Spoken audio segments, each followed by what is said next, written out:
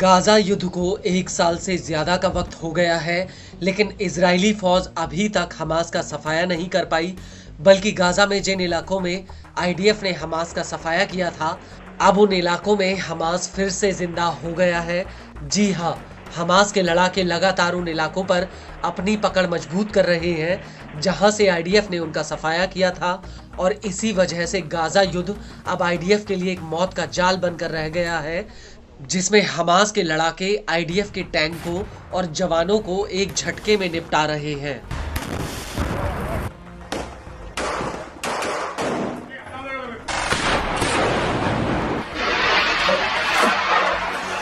लेकिन गाज़ा के भीतर हमास अकेले इस जंग को नहीं लड़ रहा, बल्कि गाज़ा के तमाम छोटे बड़े प्रतिरोधी समूह अब हमास के साथ एक हो गए हैं, और ये सभी मिलकर अलग अलग फ्रंट से आईडीएफ के ऊपर भीषण हमले कर रहे हैं।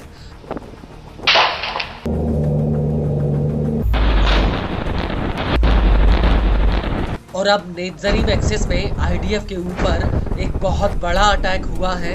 दरअसल फिलिस्तीनी इस्लामिक जिहाद की सैन्य शाखा अल कुद्स ब्रिगेड्स ने नेत्ज़रीम एक्सिस में आईडीएफ की चौकियों पर जमकर रॉकेट दागे हैं।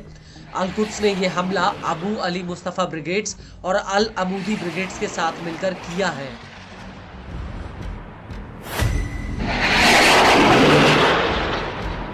अल कुद्स ने इस हमले का बाकायदा एक वीडियो भी रिलीज किया, जिसमें साफ दिख रहा है कि कैसे अल कुद्स का एक लड़ाका जमीन पर ईंटों के ऊपर लॉन्चर फिट करता है और फिर इन लॉन्चर्स में रॉकेटों को लगाता है।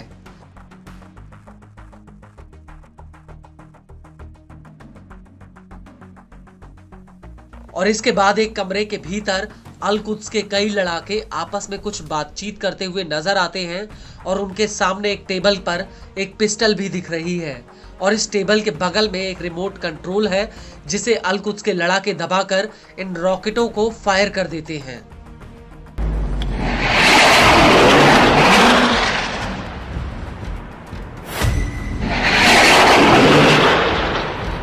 और इसके बाद एक लड़ाका घनी हरियाली में छिपकर एक लॉन्चर में बड़े बड़े रॉकेट भरकर उन्हें दनादन नेत्ज़रीम एक्सिस की तरफ फायर कर रहा है।